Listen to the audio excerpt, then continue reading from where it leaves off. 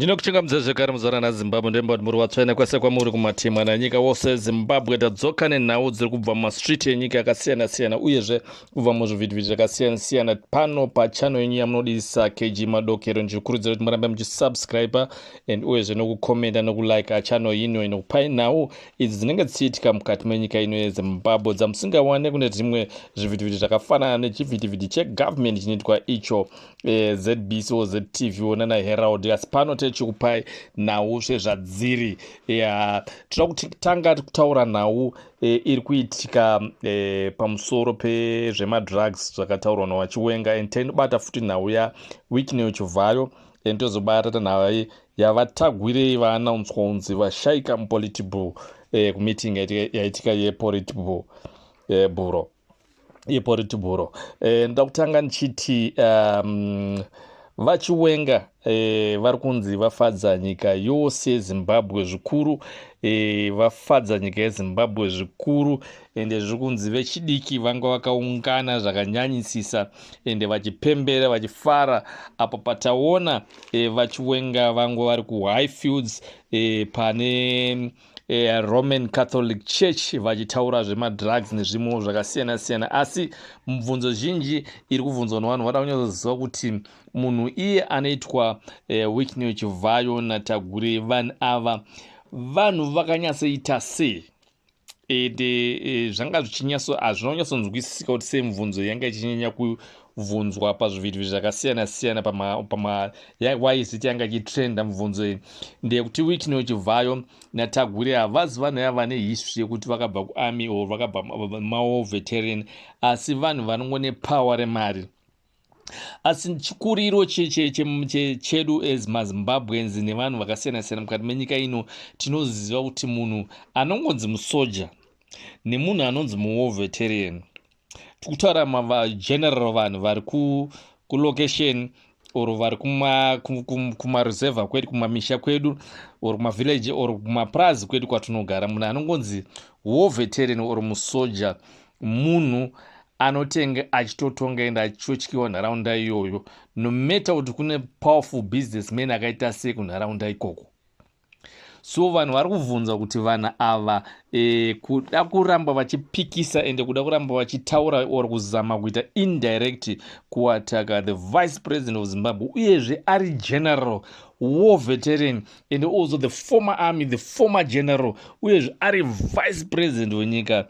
Vanhu ava vari kunyatsoda kutemba nei or vakamira papi? Mibvunzo yanga ichitaurwa yanga ichibvunzwa navanhu vakawanda pazvivhitivhiti zvakasiyana siyana, pamatwitter, pamafacebook, pamanews channels akawanda wanda. Vanhu vada kunyatsozisa kuti chii chiri kunyatsoitika nekuti vanhu ava vari kuratidza kuti pane kasimba kamwe kavari kuwana kubva kuna someone. Vamwe vakataura kuti kari kubva kuna Mnangagwa here, oro kari kubva pamari here, oro chii chiri kuitika? Ndekuti taona iko zvino even nyangwe mawar veteran ataiziva achichinyautaura, nyangwe takada saiva ana Daniel Garwe anoswera vachingohukura ava, ana Daniel Garwe havana kana nechekutaura pakati pana Tagure or pana Wicknell Chivayo, havana kutovatya, but ndovanonge vachiti tiri mawar veteran. Kwavanzwa vachitaura vakamira pamberi pavanhu ndofungudzwa kuti aiwa vanhu chaichei vanokwanisa kutaura zvinhu zvinoita kuti nyika inge ichienda mberi, asi vanhu vanenge vachingoda mari, vanhu vakamirira kutongopuhwawo mari, hapana chinozikanwa, hapana war veteran chazikanwa, ndekuti ezvinopangotariswa mari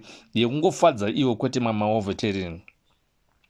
Takatarisa kugurungu kuchaunga changa chakawanda, changa chakasanganisira vechidiki changa chichitaurwa nacho navachiwenga. Vachiwenga vataura zvakawanda wanda, vakataura vachiti pane magangs ava vanovataura like is indirect, asi vanhu matauriro vavari kuzviita mumachannels akasiyana siyana nemaredio nematv akasiyana siyana nemapepa akasiyana, zviri kunzi vanhu vanga vachitaurwa navachiwenga vanga vachirifeya kuna zvigananda zvakafanana naChiwenga naTagure, zvichinzi ava ndivo vanhu vari kunyanya kukonzeresa kuti vechidiki vange vachirwara nemadrugs, ndekuti vanhu ava vari into drugs, mari dzavo dziri kuinvolva kuunza madrugs mukati menyikamo.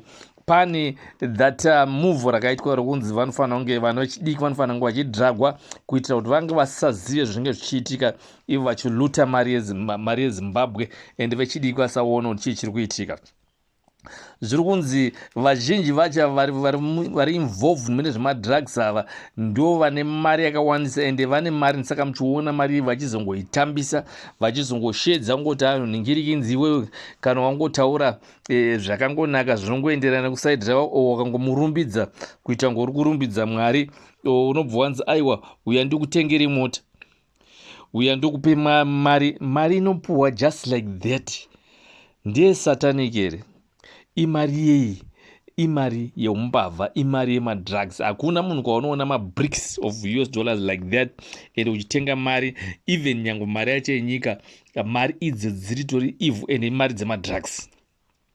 So vachiwenga has warned also Tagwire has warned Chiwenga nenhau yemadeals avo yemadrugs avari kuzoti akadzika makarangarira Christopher Mutsvanga akambozvitaura papress conference. Vazhinji vanoziva kuti mari idzi dzinenge dzibva kupi.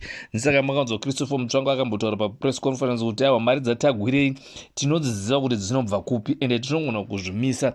Vari kuziva kuti nhau idzi ndedzemadrugs asi munhu anga achingozama kuda kungozvimisa ende munhu wari kungotya kuti vangamatake sei munhu ndiMnangagwa ndekuti ED achiri papower.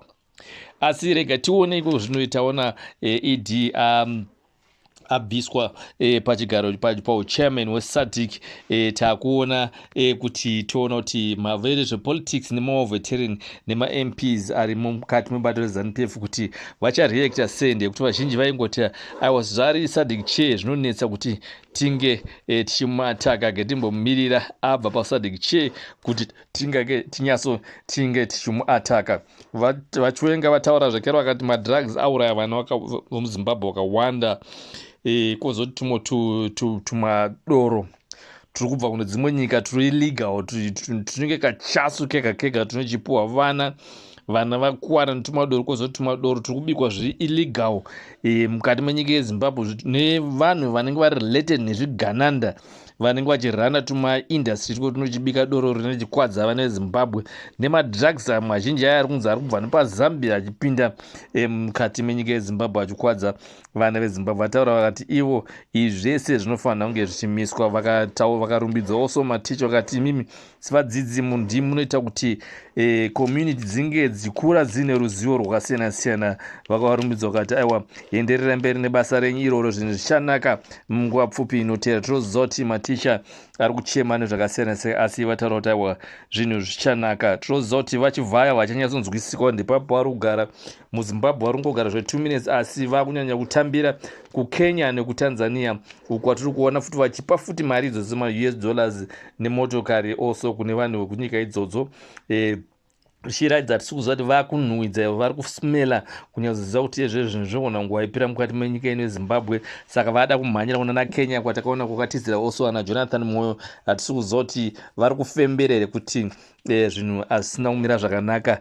Mnangagwa ava pedyo nekusiya basa ende uyezvo ichokwadi zvekutiwo Mnangagwa temu yake yakusvika pamunopera. Saka vaziva zvichazvinge zvichizoitika saizvo tinoziva kuti aiwa mafambiro anoita malevels emuZANU-PF vachiwenga vandovanezenge vava president. Toita zita rekuti zvigananda zita rekuti chigananda oro zvigananda zvinhu zviri kurwadza zvisingaite kune vanhu vari kunzi zvigananda ende havasi kuda kunyatsodzibudisa but zviri kuwadya mwoyo ndekuti zita iri izita rakaora ende zita rinozivikanwa ndero kutsvinyira ende rikuwanza rikuseka munhu unoita kuti uri palevel yakaita sei rikukushora to the last degrees.